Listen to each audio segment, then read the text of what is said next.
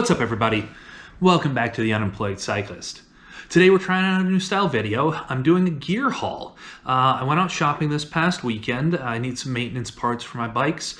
I wanted to get some upgrades for my bikes and a couple things just for my riding that caught my eye. So we'll start by talking about the place that I went. Cyclist Cycling in Northridge, California. Now, these guys have become my go-to shop for cycling. They've been voted best cycling shop in LA County. So they're really knowledgeable, really nice staff. They normally have a really good selection of parts, and they have some really great eye candy sitting around as well. As some of you may know, my mountain bike is a Cannondale Scalpel, and so there are some Cannondale idiosyncrasies, and you have to go to a Cannondale dealer sometimes to get parts. The first part I'm going to talk about tonight is a part that I've been noodling over for a few years, and I called my go-to part shop for anything Cannondale, Helen Cycles in Santa Monica, California. That's where I bought my bike.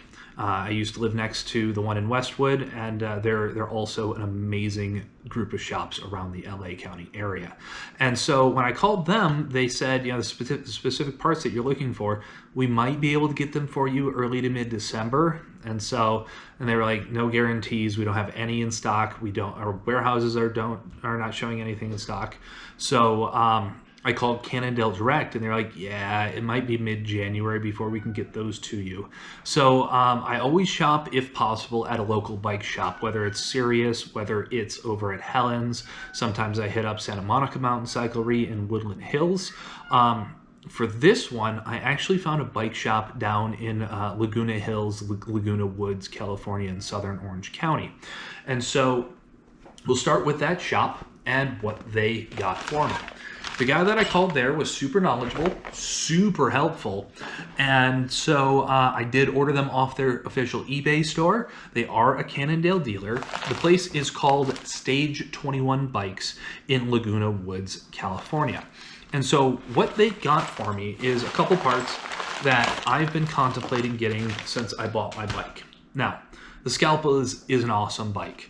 There is one area that, because of my particular size, I'm 6'4", and depending on how much I'm riding, anywhere between 225 and 250 pounds, and that's without gear. Put on gear, and I can top out in the mid-260s, is the brakes. So the Cannondale Scalpel, I have a 2017, came with 160 mil XT brakes, and on long descents they fade, they overheat, they start to squeal, I'll glaze pads, and so I know I'm due for a rotor change on my next maintenance when I do brakes, when I run out of pads.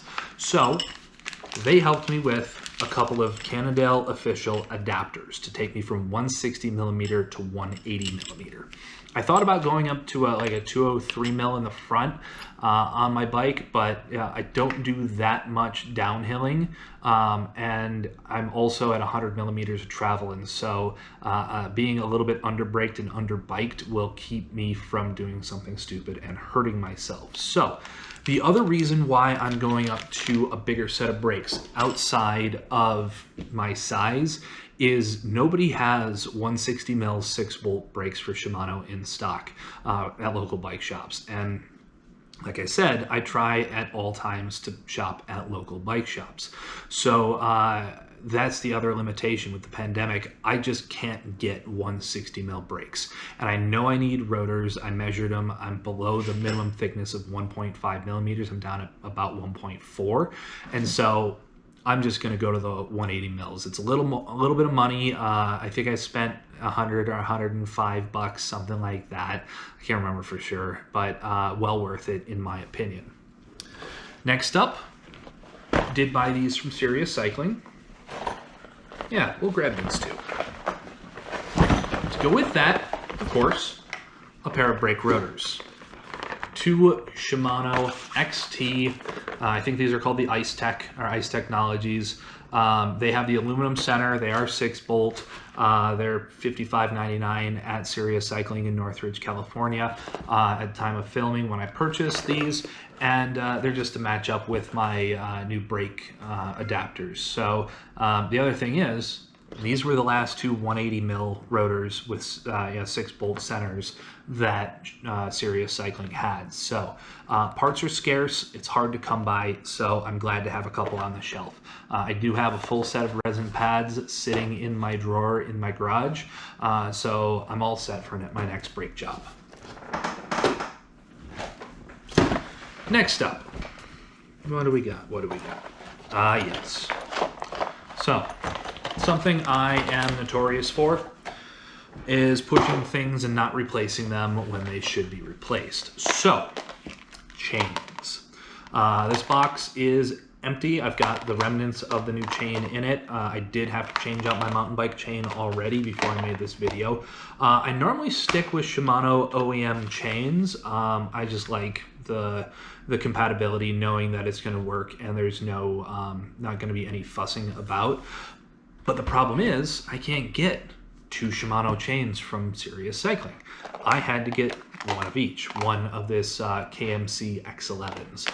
So both my bikes are 11 speed. I have R8000 on my road bike and M8000 on my mountain bike. And so I rode for the first time this morning with the KMC X11. I paid $44.99 at Serious Cycling in Northridge. And it was a little noisy. So I don't know if that is what the chain sounds like, or if my my sprockets and my cassette are a little worn. But I did have a little bit of gear noise. It is a little bit more flashy than I would normally go because the links are black and the plates are silver, so there's a little bit of contrast there. But I have a new chain, and I'm not going to nuke my cassette or my chain rings any more than they already are by running a stretched out chain. I do use a Park Tool chain stretch checker for these, and I was right at the upper limit of chain stretch on my mountain bike. So, new chain for the mountain bike. This is going to be sitting on the shelf for when I need one for my road bike. More expensive than the KMC. This one was $69.99, but it's the last one that they had in stock. And the guy that helped me at Serious, super helpful dude, super nice. Everybody there is awesome. He was like, yeah, we really can't get stuff in. We're having supply chain issues. We order as much as we can and we take what we can get. So I bought the last two 11 speeds that they had on the shelf when I was in there. And I'm going to have this one waiting in the wings for when my road chain does finally kick the bucket. Next up, let's see what we got. What do we got? Yes. Last time I did chains on my mountain bike, I did not have a chain brake tool. So I don't know if this is actually called a chain brake tool, quick link tool maybe. Park Tool MLP 1.2. This made life infinitely easier. I did the chain swap in about 10 minutes. Last time I did a chain swap, it took me hour and a half because I struggled with the quick link so tremendously. And last time I actually bent my rear derailleur hanger to the point where it had to be replaced. So worth its weight, worth every penny. Definitely pick one of these up if you're going to be doing your own chains at home. Don't try and do what I did and muscle it off because you're just going to damage other parts. So what else? Yes. They had these sitting on the countertop. That's just plastic from the manufacturing process. Some tire levers from Pedro's. Pedro's actually makes my favorite ever they made my favorite ever CO2 inflator. I've had it since 2004. I've had it for 16 years. And so it's always good to have these laying around, easy at hand. I need some fresh ones for my road bike. The ones that I have in there are Park Tool from, again, 2004. So I just grabbed a pair of these to have laying around. So we're through all the maintenance stuff, and gonna do some fun stuff now. So first things first, we'll start with grips. So I bought myself a set of ODI Ruffian lock-on grips. They have metal end caps with screws, so the end caps themselves are the lock-on. And currently I'm running lizard skins, and those are the ones that came on the bike. And I, like chains, I have a bad habit of not changing things out until they're actually broken. And so the problem I've run into over the summer and into the fall with my lizard skins is that they're starting to come off. They don't lock on. And so basically every ride I have to muscle the grips back on. So it's time for some new grips. I have these. I have another set on order because I want to try out a couple different pairs. I do have bigger hands, so I want to find something that's nice and thick and comfortable, so I'm not really stressing my hands by gripping something that's too small. So I'll do a grip episode sometime in the future, comparing the lizard skins to the Ruffians to the other set that I do have on order. I'm super excited, super pumped to have a set of lock-on grips so I can stop worrying about pushing the grips off on my bike as they currently sit. So the last piece that I bought is from Troy Lee Design, and it's a set of the Troy Lee Design Air gloves.